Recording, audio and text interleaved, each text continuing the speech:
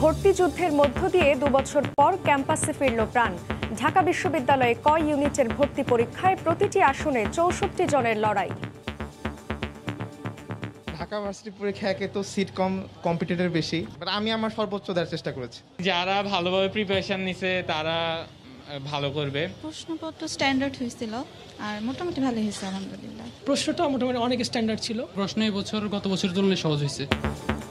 একযোগে 7 বিভাগীয় কেন্দ্রেও অনুষ্ঠিত, বাড়ির কাছে পরীক্ষা দিতে পেরে খুশি শিক্ষার্থীরা। বিভাগীয় পর্যায়ে পরীক্ষা নেওয়ার কারণে আমরা খুব সহজেই যাতায়াত করতে পেরেছি। ঢাকার যেটা যাওয়ার প্রবলেমটা ছিল, আর এখান থেকে আমি সকালে চলে আসতে পারছি। পরীক্ষার হলের মধ্যে সবকিছু ঠিকঠাক ছিল, একটা বেঞ্চে 2 জন করে বসানো হয়েছে। কোশ্চেন মোটামুটি আয়ত্তের মধ্যে ছিল। কোনো ধরনের গুজবে কান না দিতে আহ্বান। অসৎ উপায় অবলম্বন করে ঢাকা বিশ্ববিদ্যালয়ে ভর্তি হওয়ার কেউ প্রয়াস নিলে হোতা সহ সংশ্লিষ্ট শিক্ষার্থী তাদের বিরুদ্ধে কিন্তু আমরা কঠিন ব্যবস্থা নেই। দেখছিলেন প্রধান শিরোনাম, দুপুরের সময় সঙ্গে আছি আমি জান্নাতুল সাদিয়া। এবার অন্যান্য শীর্ষ সংবাদ। আগামী বছরই চালু হবে পদ্মা সেতু, মেট্রো রেল ও কর্ণফুলী টানেল সহ সব মেগা প্রকল্প, জানালেন ওবায়দুল কাদের। রাজধানী সহ সারা দেশের যোগাযোগ ব্যবস্থা বদলে যাবার আশা। ডেঙ্গু রোগী ভর্তিতে হাসপাতালে খালি নেই শয্যা। সিটি কর্পোরেশনের কার্যক্রমে কম গুরুত্ব পাচ্ছে জনসম্পৃক্ততা। অপ্রতুল বরাদ্দ, হোঁচট খাচ্ছে এডিস নিয়ন্ত্রণ। ইউটিউব দেখে হ্যাকিং বিদ্যায় মাস্টার। তরুণীদের মেসেঞ্জারে লিংক পাঠিয়ে নিয়ন্ত্রণে নেয় ফেসবুক অ্যাকাউন্ট। ব্ল্যাকমেইল করে টাকা দাবি, মাদারীপুরে গ্রেফতার 3। ইলিশে সয়লাব, মুন্সিগঞ্জের বাওয়া আড়ত। 22 দিনের নিষেধাজ্ঞা সামনে রেখে বেড়ে গেছে চাহিদা। সুযোগ বুঝে দাম হাঁকছেন ইচ্ছে মতো।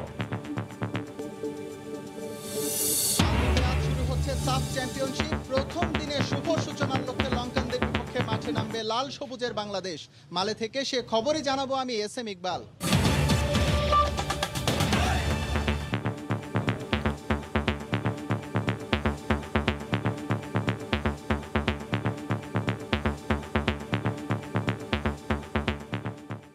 ঢাকা বিশ্ববিদ্যালয়ের ভর্তি যুদ্ধের মধ্য দিয়ে 2 বছর পর ক্যাম্পাসে ফিরল প্রাণ।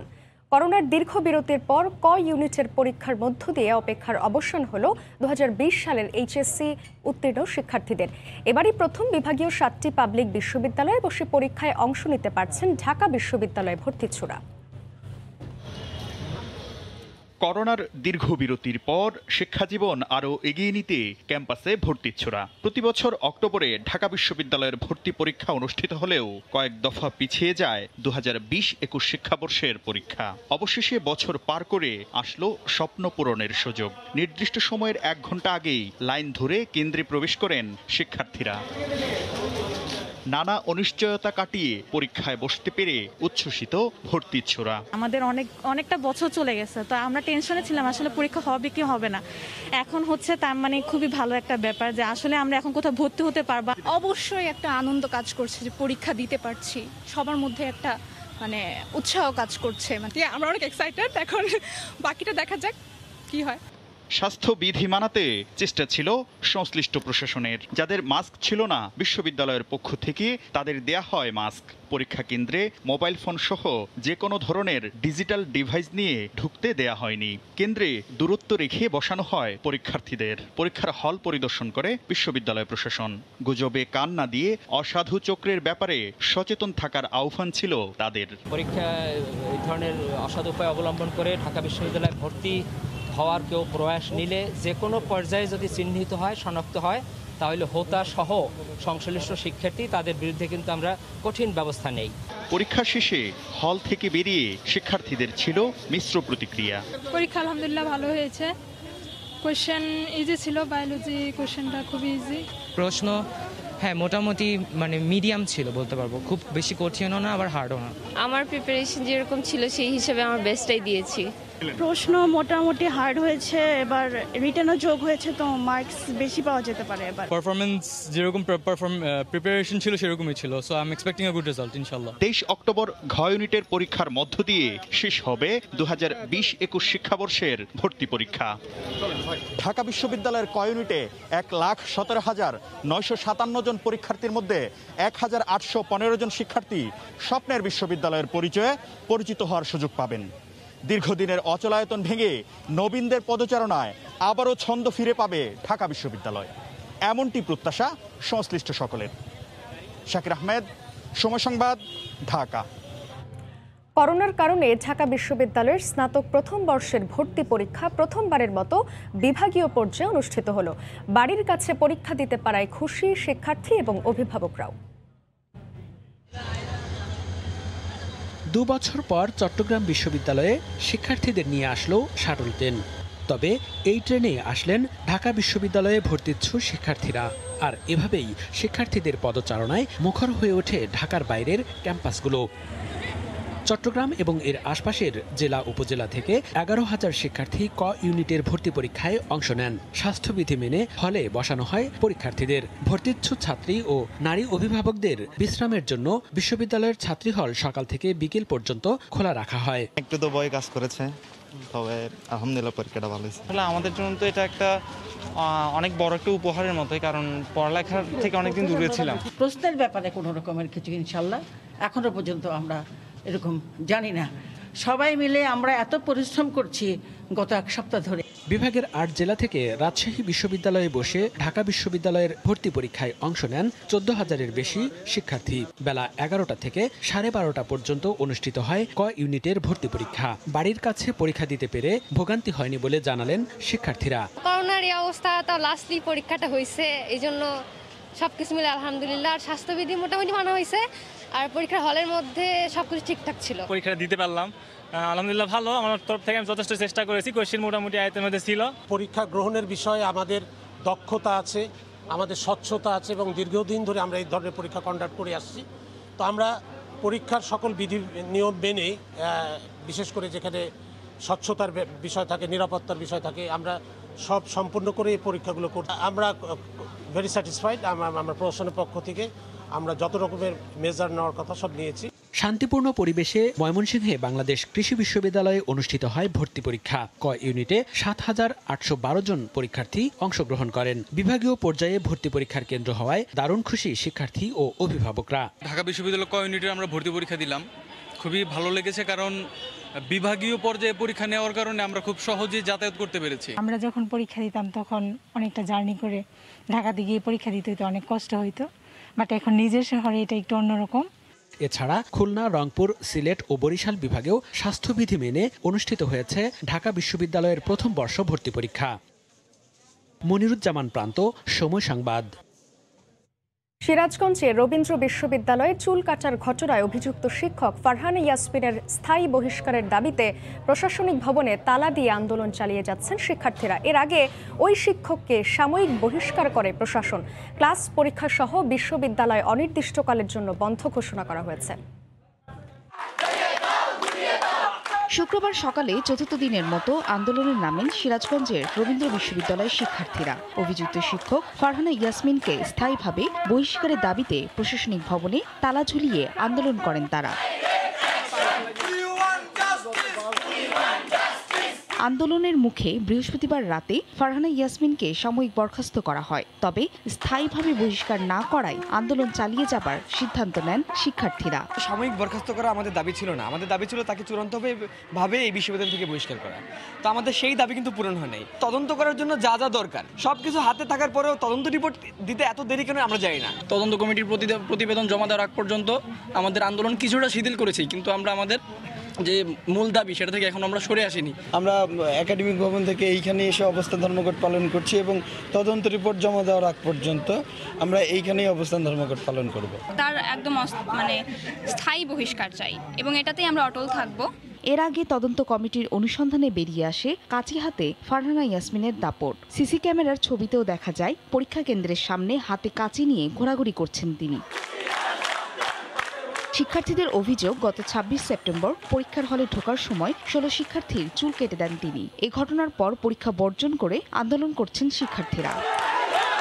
সময় সংবাদ, সিরাজগঞ্জ। পাহাড় ঝর্ণা নৈসর্গ।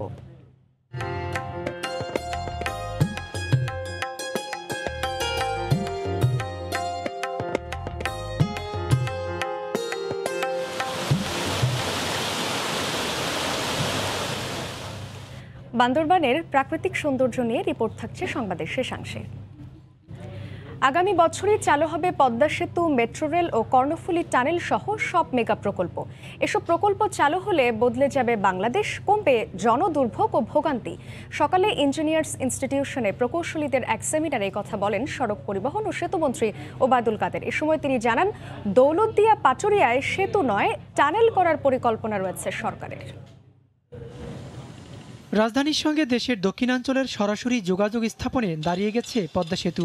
দ্রুত গতিতে এগিয়ে যাচ্ছে প্রকল্পের কাজ এখন অনেকটাই শেষ পর্যায়ে। সেতুর সার্বিক অগ্রগতি 88%। আর রাজধানীর ভেতরে যানজট কমানো ও দ্রুত সময়ে এক জায়গা থেকে অন্য জায়গায় যেতে চলছে মেট্রো রেলের কাজ। এরই মধ্যে ট্রায়াল রান দিয়েছে মেট্রো রেল।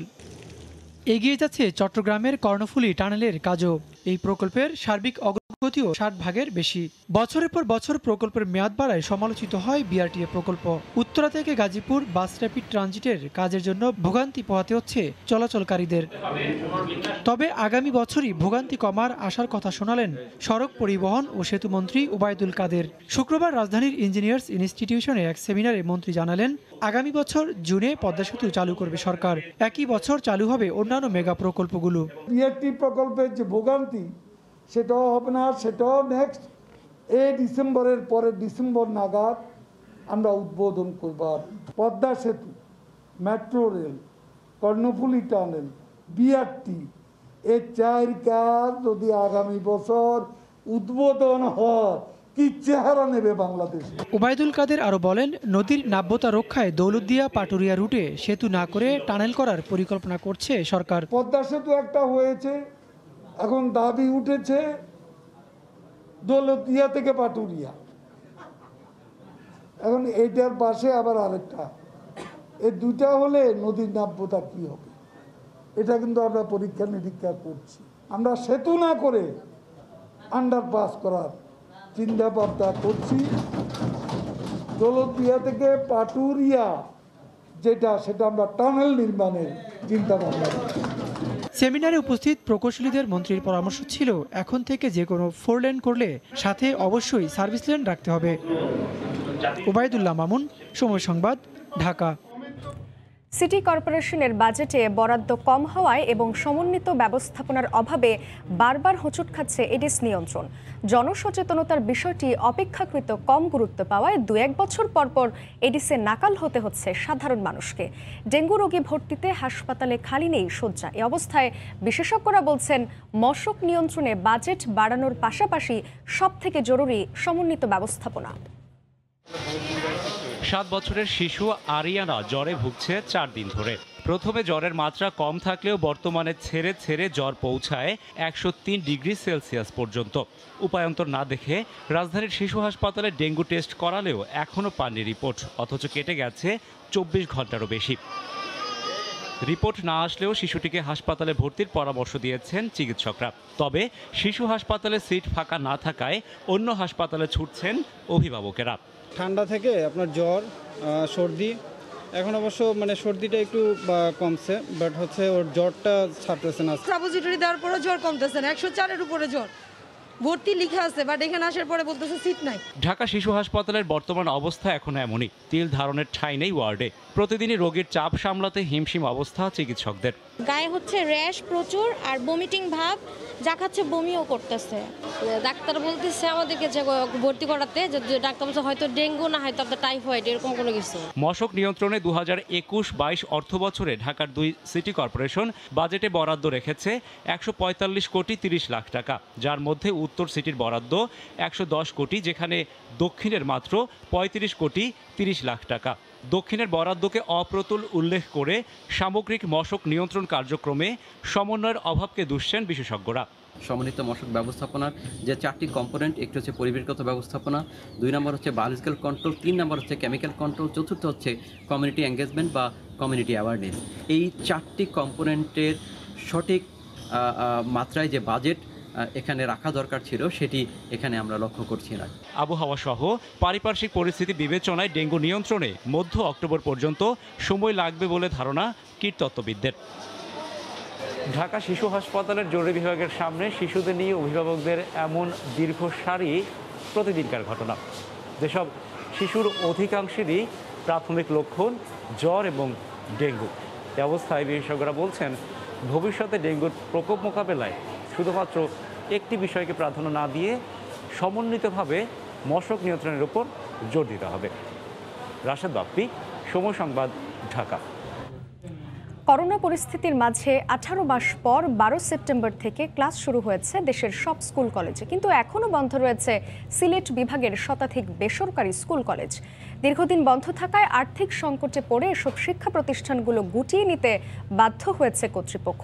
শিশুশ্রম বেছে নিয়েছে অনেক শিক্ষার্থী, আবার বাল্যবিয়ের পিড়িতে বসতে হয়েছে ছাত্রীদের। শিক্ষক কর্মচারীরা পার করছেন দুর্বিষহ জীবন। ইকরামুল কবিরের রিপোর্ট, ছবি তুলেছেন দিগেন সিংহ। কবে স্কুল খুলবে না খুলবে ওই অনিশ্চয়তার কারণে ওর বিয়ে হয়ে গেছে। এরভাবে বন্ধ থাকলে আরো অনেকের বিয়ে হয়ে যাবে। 18 মাস স্কুল বন্ধ থাকায় এই শিক্ষার্থীদের সহপাঠীর অবস্থান হয় স্বামীর সংসারে। করোনায় দীর্ঘ সময় শিক্ষা প্রতিষ্ঠান বন্ধ থাকায় অনেক শিক্ষার্থী শিক্ষা জীবনের পাঠ চুকিয়ে বেছে নিয়েছে ভিন্ন পথ। সিলেট বিভাগের শতাধিক বেসরকারি শিক্ষা প্রতিষ্ঠান বন্ধ হয়ে গেছে। এগুলোর বেশিরভাগই কিন্ডারগার্টেন স্কুল। কেউ ভ্যান গাড়ি চালায়, কেউ দোকানে চাকরি করে। আমি সেদিন একটা গাড়িতে উঠছিলাম, পোস্ট থেকে চালাচ্ছে, ও না আমাদের স্কুলে 9-এ পড়তো। এই জেলার মধ্যে প্রায় 50 থেকে 60টা স্কুল বন্ধ হয়েছে। আর ডিভিশন ধরেন যদি, তাহলে প্রায় 150 থেকে 200 স্কুল বন্ধ হয়েছে। এর মধ্যে অনেক টিচাররা কেউ বেকার, কেউ হয়তো ব্যবসা পরিবর্তন করে অন্য ছোটোখাটো ব্যবসা করতেছেন। বাসা ভাড়া দিতে না পারায় কয়েকটি স্কুল নিজেদের সাইনবোর্ডও সরিয়ে নিয়েছে। শিক্ষকের পাশাপাশি এই প্রতিষ্ঠানের কর্মচারীদের চলছে দুর্বিষহ জীবন। আমাদের স্কুলগুলো চালাতে গিয়ে অনেক হিমশিম খেতে হচ্ছে। অনেক টিচাররা বেতন না পেয়ে স্কুলগুলো থেকে নিজে থেকেই চলে গেছে। স্কুল যখন খোলা আসলো তখন কোনো কষ্ট আসছিল না, যায় এখন করোনায় তো সব কিছু সব শেষ হয়ে গেল। চাকরি নাই করে করোনার কারণে এখন গাড়ি চালাই। আমাদেরকে যদি কিছু প্রণোদনা দিয়েও যদি আমাদের এই মুহূর্তে সাহায্য করা হয়, তাহলে আমরা এই দেশে এক কার্যকর ভূমিকা রাখতে পারবো শিক্ষা উন্নয়নে। সিলেট বিভাগে বেসরকারি কিন্ডারগার্টেনের সংখ্যা 700-র মতো। ইকরামুল কবির, সময় সংবাদ, সিলেট।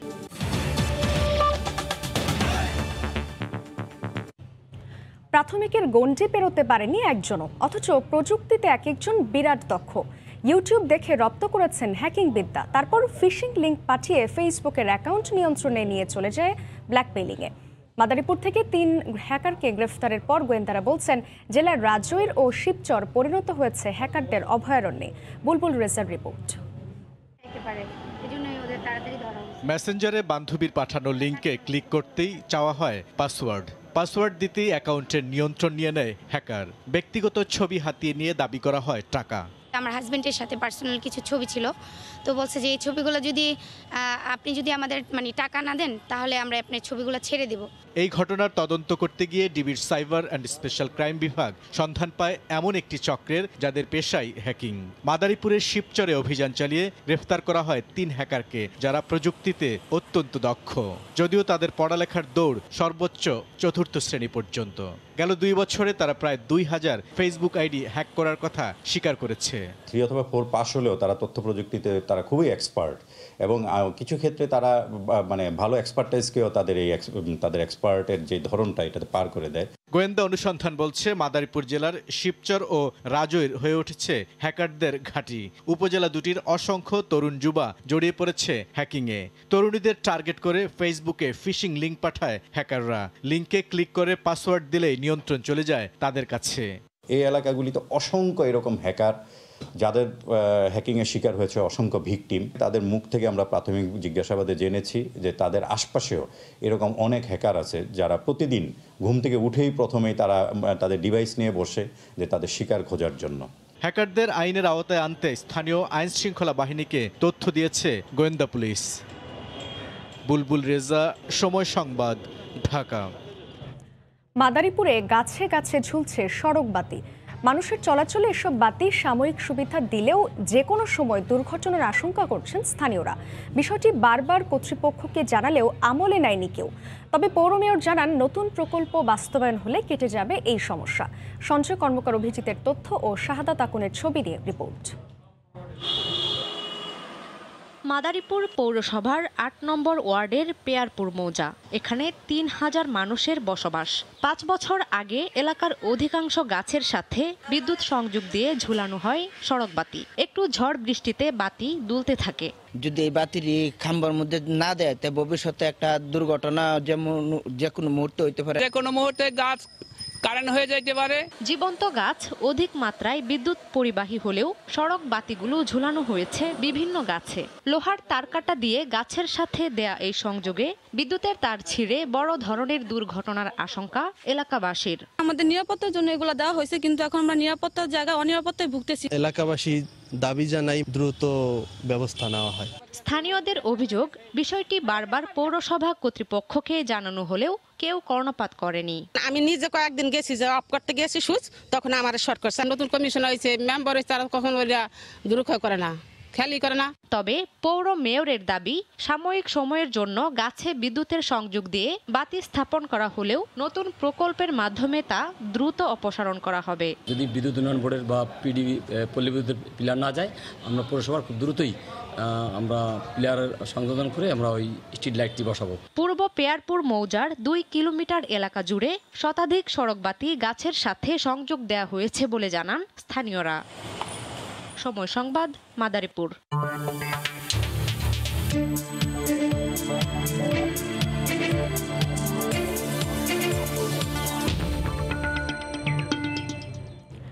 আজ থেকে বন্ধ হচ্ছে অবৈধ মুঠোফোন।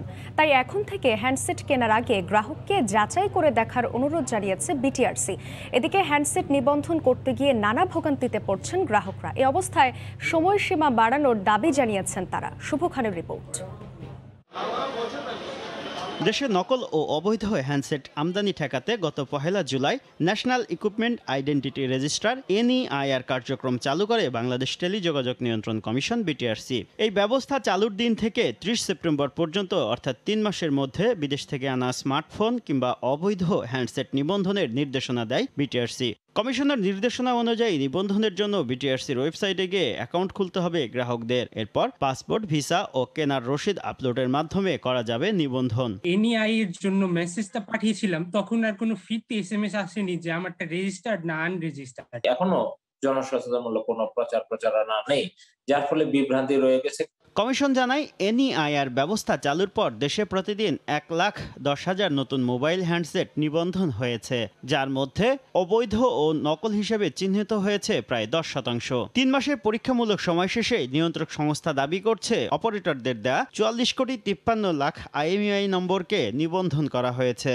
তবে কমিশন বলছে, নিবন্ধনের বাইরে এখনও অবৈধ তালিকায় থাকা হ্যান্ডসেট 1 জুলাইয়ের আগে নেটওয়ার্কে সচল থাকলে তা নিবন্ধিত হবে স্বয়ংক্রিয়ভাবে। 1 জুলাই থেকে 30 সেপ্টেম্বর পর্যন্ত নেটওয়ার্কে যুক্ত হওয়া অবৈধ হ্যান্ডসেটগুলো প্রয়োজনীয় তথ্য দিয়ে বৈধ করা যাবে। সেক্ষেত্রে দেওয়া হবে খুবই স্বল্প সময়। তবে 1 অক্টোবর থেকে নেটওয়ার্কে আসা অবৈধ হ্যান্ডসেট নিবন্ধনের গ্রাহক সময় পাবে সর্বোচ্চ 10 দিন। অনলাইনে নিবন্ধন করতে না পারলে গ্রাহক যে অপারেটরের সিম ব্যবহার করছেন, সংশ্লিষ্ট মোবাইল অপারেটরের কাস্টমার কেয়ারে গিয়ে নিবন্ধন করতে পারবেন।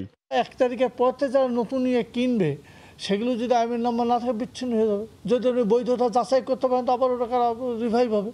বিটিআরসি নির্দেশনা অনুযায়ী শুধু অবৈধ হ্যান্ডসেটই নয়, 1 অক্টোবর থেকে নতুন কোনো হ্যান্ডসেট কিনলে তাও নিবন্ধন করে দেওয়ার কথা জানিয়েছে মোবাইল অপারেটররা। কিছু গ্রাহকের সমস্যা হতেই পারে, যদি আমাদের কল সেন্টারে যোগাযোগ করা হয়, সেখানে ব্যবস্থা নেওয়ার জন্য সেভাবে নির্দেশনা দেওয়া আছে। এখন থেকে কোনো বিক্রেতা গ্রাহকের কাছে অবৈধ ফোন বিক্রি করলে তাকে শাস্তি দেওয়ার পাশাপাশি হ্যান্ডসেটটি ফেরত নিতে বাধ্য করা হবে বলে জানিয়েছে বিটিআরসি। শুভ খান, সময় সংবাদ, ঢাকা।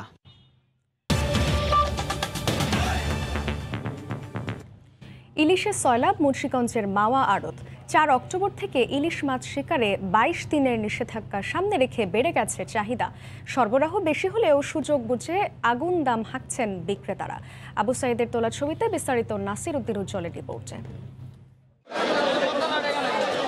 ইলিশের সয়লাব পদ্মাপাড়ের মাওয়া আড়ত। ভোর থেকেই শুরু হয় রূপালী ইলিশ বেচাকেনার ধুম। শুক্রবার সাপ্তাহিক ছুটির দিনে ইলিশ কিনতে ভিড় করেন দূর দূরান্তের পাইকার ও ক্রেতারা। তবে ইলিশের দাম বেশ চড়া। প্রকারভেদে কেজি প্রতি ইলিশ বিক্রি হচ্ছে 600 থেকে 1500 টাকা পর্যন্ত। এর কারণ হিসেবে আগামী 4 অক্টোবর থেকে 22 দিনের জন্য সরকারের দেয়া নিষেধাজ্ঞাকে দুষলেন ক্রেতারা। এসে দেখলাম যেটা ঢাকার থেকে এখানে অনেক বেশি দাম। তারা একটা সুযোগ নিচ্ছে যে 4 তারিখ থেকে ইলিশ ধরা বন্ধ হয়ে যায় 22 তারিখ পর্যন্ত। এই সুযোগের পরিপ্রেক্ষিতে তারা অনেক বেশি দাম চাচ্ছে। সিলেট থেকে আসে ভাই, এখানে রেট দেখে আমরা হতাশ, এত দাম মাছ ধরা, এই জন্য মাছের দাম অনেক হাই রেট। তবে আড়তদাররা বলছেন ইলিশের চাহিদা বেশি থাকায় দাম বেড়েছে। ইলিশ মাছ মারা বন্ধ হয়ে যেতেছে, এলে সবাই মাছ কিনতেছে। 18,000 টাকা লিটার উপরে মাছ বেচলাম, তাই মাছের কাস্টমারও আছে, তারা নিয়ে রাখতেছে। গেল 1 বছরে জেলায় 2072 মেট্রিক টনেরও বেশি ইলিশ ধরা পড়েছে, যার বড় একটি অংশ ভোরের এই হাট থেকেই বাজারজাত হয়ে থাকে। মুন্সিগঞ্জের মাওয়া থেকে নাসির উদ্দিন উজ্জ্বল, সময় সংবাদ। দোরগোড়ায় হিন্দু সম্প্রদায়ের সবচেয়ে বড় ধর্মীয় উৎসব শারদীয় দুর্গাপূজা। পুরো দমে চলছে প্রতিমা প্রস্তুতের কাজ। এছাড়া পূজার সামগ্রী কিনতে কেনাকাটায় ব্যস্ত অনেকে। করোনার প্রভাব ছাপিয়ে গত বছরের তুলনায় এবার মণ্ডপের সংখ্যা বেড়েছে বলে জানিয়েছে জেলার পূজা উদযাপন পরিষদ। আর দুর্গোৎসবকে ঘিরে 3 স্তরের নিরাপত্তা সহ স্বাস্থ্যবিধি নিশ্চিতে প্রস্তুত জেলা পুলিশ।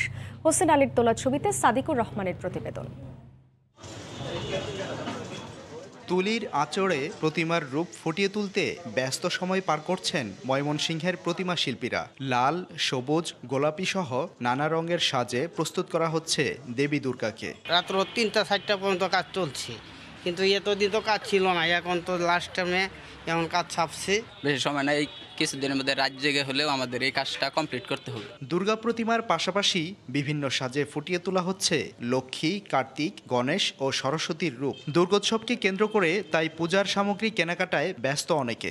শাঁখা কিনলাম ঠাকুরের জন্য, গোপালের জন্য জামা কিনলাম। গত বছর তো করোনাতে কোনো কাস্টমারই ছিল না, এখন কাস্টমার আসছে, দিন দিন বাড়তেছে আমাদের।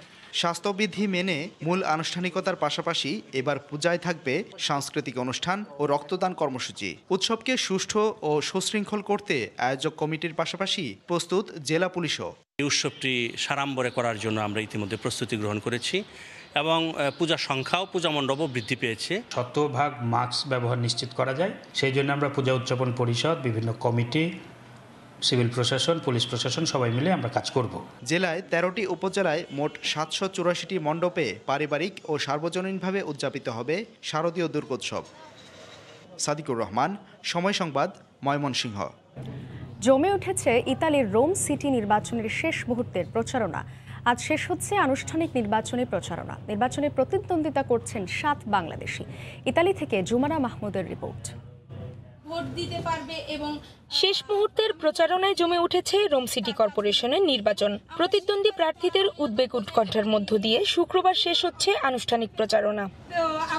নির্বাচনে অংশগ্রহণকারী বাংলাদেশি 7 প্রার্থীর এক পরিচিতি সভা অনুষ্ঠিত হয়েছে। সচেতন নাগরিক সমাজ আয়োজিত এই পরিচিতি সভায় 1 নম্বর মিউনিসিপ্যাল প্রেসিডেন্ট ও কাউন্সিলর প্রার্থী KM লোকমান হোসেন, 5 নম্বর ওয়ার্ডে নারী নেত্রী লায়লা শাহ, এমডি শহীদুল্লাহ, এমডি ওয়াদুদ মিয়া, পরিতম সাহা এবং রোম সিটির কাউন্সিলর প্রার্থী সাংবাদিক জুমানা মাহমুদ উপস্থিত ছিলেন। এ সময় যোগ্যতা অনুযায়ী সবাইকে ভোট দেওয়ার আহ্বান জানান প্রার্থীরা। একই সঙ্গে এই নির্বাচনের মধ্য দিয়ে বাংলাদেশকে অনন্য উচ্চতায় নিয়ে যাওয়ার অঙ্গীকার করেন তারা। দলমত নির্বিশেষে সবাই পাশে দাঁড়ান, আমরা যেন জয়যুক্ত হতে পারি, আমাদের বাংলাদেশ কমিউনিটিকে এগিয়ে নিতে যেতে পারি, ওইটাই আমাদের সবার লক্ষ্য। আর আমরা যদি একটা কিছু করতে পারি, ইটালিয়ান রাজনীতির মধ্যে একজন যদি উঠতে পারি, হলে আমাদেরই গৌরব। 2021 সালের ঐতিহাসিক রোম সিটি কর্পোরেশনের নির্বাচনে 22 জন মেয়র প্রার্থী রয়েছেন এবং 48টি সিটি কাউন্সিলর পদে 1800 প্রার্থী প্রতিদ্বন্দ্বিতা করছেন। আগামী 3 ও 4 অক্টোবর এই সিটি নির্বাচন অনুষ্ঠিত হবে। রোমের এই নির্বাচনে মোট বাংলাদেশি প্রার্থী 7 জন, তার মধ্যে আমি সাংবাদিক জুমানা নিজেও একজন। ভোটারদের কাছে একটাই আশা, তারা আমাদের ভোট দিয়ে জয়যুক্ত করবেন, কারণ আগামীতে বাঙালিদের সমস্যার সম্ভাবনার কথা তুলে ধরব, এগুবো সমাধানের পথে। ইতালির রোম থেকে জুমানা মাহমুদ, সময় সংবাদ। জমকালো আয়োজনের মধ্য দিয়ে উদ্বোধন হলো দুবাই এক্সপো 2020। এবারের আয়োজনে অংশ নিচ্ছে বাংলাদেশও, যেখানে 3 শতাধিক প্রবাসী বাংলাদেশি ব্যবসায়ী অংশ নেবেন। শিবলি আল সাদিকের রিপোর্টে বিস্তারিত। চোখ ধাঁধানো ও জমকালো আয়োজনে উদ্বোধন হলো বহুল প্রতীক্ষিত দুবাই এক্সপো 2020। বৃহস্পতিবার দুবাইয়ের ক্রাউন প্রিন্স শেখ হামদান বিন মোহাম্মদ বিন রাশিদ আল মাকতুম 6 মাস ব্যাপী এই এক্সপোর আনুষ্ঠানিক উদ্বোধন ঘোষণা করেন। 64টি দেশের প্রায় 1000 শিল্পী এতে অংশ নেন। প্রায় 4.5 কিলোমিটার জায়গা জুড়ে এক্সপোর দৃষ্টিনন্দন প্যাভিলিয়ন মুগ্ধ করেছে সবাইকে। এই ইতিহাসের গর্বিত অংশীদার বাংলাদেশও। এক্সপো হচ্ছে সম্পূর্ণরূপে একটি কালচারাল এবং এক্সপিরিয়েন্স, প্রতিটি দেশের বিভিন্ন বিষয়, সাংস্কৃতিক বিষয়, সায়েন্টিফিক ডেভেলপমেন্ট, সামাজিক বিষয় এবং অবশ্যই কিছুটা বাণিজ্যিক বিষয় বা অর্থনৈতিক বিষয় নিয়ে কিছু প্রদর্শনীর আয়োজন করা হয়। করোনা পরিস্থিতির মধ্যেই 192টি দেশ দুবাই এক্সপোকে ঘিরে নিজ নিজ অবস্থান থেকে স্বপ্ন দেখছে অর্থনীতি, বিনিয়োগ, সামাজিক অবস্থান, পর্যটন সহ বিভিন্ন বিষয়ে নতুনভাবে গতি সঞ্চার করতে দুবাই এক্সপো সেই ঐক্যের সূচনা করেছে। It's a huge platform. যদি Bangladesh government can take this in a different level, এখানে বাংলাদেশ স্ট্রেংথটা অনেক বাড়তে পারে। আশা করি ভবিষ্যতে আমরা এই বাণিজ্য মেলা থেকে বাংলাদেশ অনেক সুবিধা পাবে, বিশেষ করে আমাদের বৃহত্তর জনগোষ্ঠীর আমাদের যে নতুন নতুন প্রোডাক্ট আছে।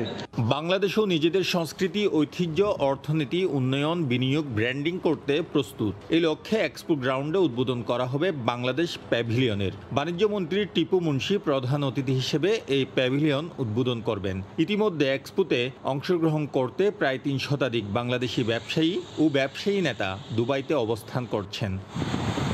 শিবলি আল সাদিক, সময় সংবাদ, সংযুক্ত আরব আমিরাত।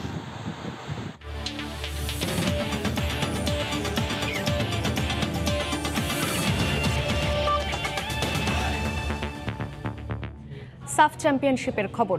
শ্রীলঙ্কার বিপক্ষে ম্যাচ দিয়ে সাফ মিশন শুরু করতে যাচ্ছে বাংলাদেশ। মালে আন্তর্জাতিক স্টেডিয়ামে ম্যাচটি শুরু হবে বিকেল 5টায়। এই মুহূর্তে মালেতে আছেন রিপোর্টার SM ইকবাল। বাংলাদেশ দলের সবশেষ খবর জানতে সরাসরি যোগ দিচ্ছে তার সাথে। ইকবাল, সাদিয়া, বলা যেতে পারে আর মাত্র ঘন্টা দুয়েকের অপেক্ষা, তারপরে আনুষ্ঠানিকভাবে পর্দা উঠবে সাফের 13তম আসরের। এবার কিন্তু এককভাবে এই সাফের আয়োজক হয়েছে মালদ্বীপ এবং এর আগে তাদের আরও একটি সাফ চ্যাম্পিয়নশিপ আয়োজনের অভিজ্ঞতা আছে, যেটা 2008 সালে মালদ্বীপ এবং শ্রীলঙ্কা যৌথভাবে করেছিল এবং সেই আসরের চ্যাম্পিয়নও কিন্তু হয়েছিল মালদ্বীপ।